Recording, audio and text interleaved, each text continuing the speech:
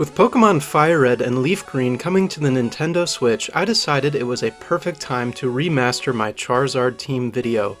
I made the original video long ago and finally decided that I want to bring it to the same standard as my videos for Venusaur and Blastoise. Out of the choices available, Charmander has the most challenging early game experience by a landslide, having a poor matchup into the first two gyms. Fortunately, we can build a team around these weaknesses and choose coverage moves such as Metal Claw to help them match up into Brock. Charizard is an incredibly rewarding Pokemon to build around if you can withstand the hurdles of the early game. Ultimately, the moveset I recommend for Charizard is Flamethrower, Fly, Steel Wing, and Dragon Claw. Flamethrower and Fly are Charizard's best stab attacking options, plus Fly provides nice additional out-of-battle utility. Steel Wing is a TM move found in the Safari Zone and gives Charizard an answer to Rock types, which is its worst matchup. Dragon Claw is a late game TM found in Victory Road, but it gives Charizard a really strong answer to Lance of the Elite Four and is a generally strong attack that is hard to resist for at least neutrally effective damage. The first addition to the team can be captured just west of Viridian City as soon as Pokeballs become available. Mankey is an excellent Pokemon and is the only non-starter that can easily solo Brock. As mentioned previously, Rock is Charizard's worst matchup and Primeape does an excellent job mitigating the weaknesses from as early as Viridian City. The moveset I like to use on Primeape is Brick Break, Rock Slide, Strength, and Bulk Up.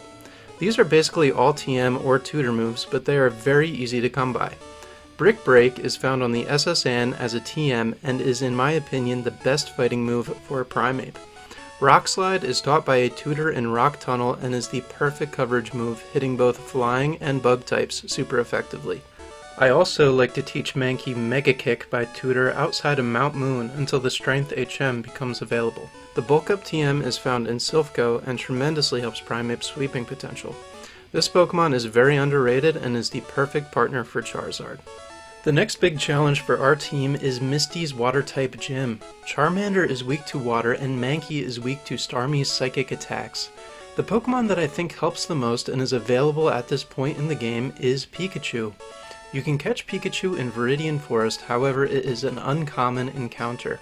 With enough patience, you'll find one and it is well worth it. The moveset I like the best is Thunderbolt, Thunder Wave, Focus Punch, and Substitute. One of the selling points of using Pikachu is that it learns Thunderbolt by level up, unlike other electric types such as Jolteon.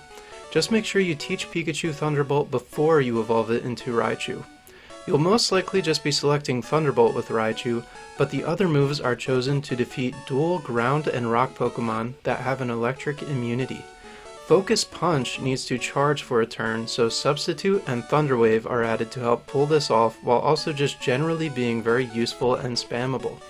The Focus Punch TM is found in Silphco and Substitute is tutored in Fuchsia City. Raichu is really powerful and defeats all of the water types that would give Charizard a hard time. Next is a Pokemon that I think is an auto-include on any Kanto team, Nidoking. This team needs a ground type to help Charizard's electric weakness, and Nidoking, I believe, is the best one and the most readily available. The best part about Nidoking is that you can have this fully evolved before you even reach the second gym using the Moonstone found in Mount Moon, and there is no reason to delay the evolution. You can catch Nidoran on the route just before Mount Moon's entrance. The moveset I like best for Nidoking on this team is Earthquake, Mega Horn, Ice Beam, and Thunderbolt. The Ice Beam and Thunderbolt TMs are very costly at the Celadon Game Corner, so make sure you start saving up for these as soon as possible to have available in the late game. If you don't want to grind for these, you can use the Blizzard and Shockwave TMs instead, which are much easier to obtain. Nidoking makes Lieutenant Surge's Electric Gym extremely easy, giving us an even larger early game advantage. I highly recommend teaching Nidoking the Dig TM as soon as you acquire it until Earthquake is available for the best start. The next Pokemon we're adding to the team is Vaporeon, and you get this Pokemon as a free gift Eevee once you make it to Celadon City.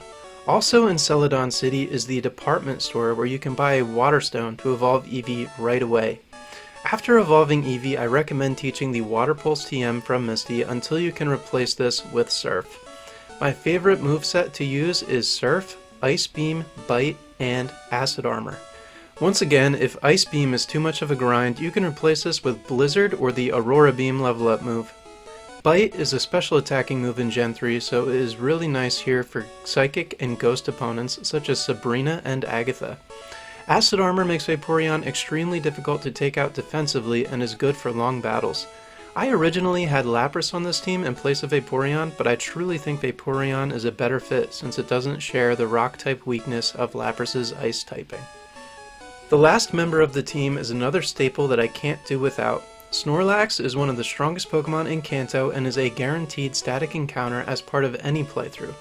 Make sure to save before battling Snorlax in case you accidentally knock it out, as there are only 2 in the entire game.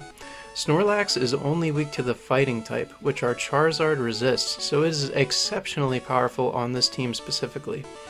One of the best parts about Snorlax in Gen 3 is that it gets access to Shadow Ball as a physical move.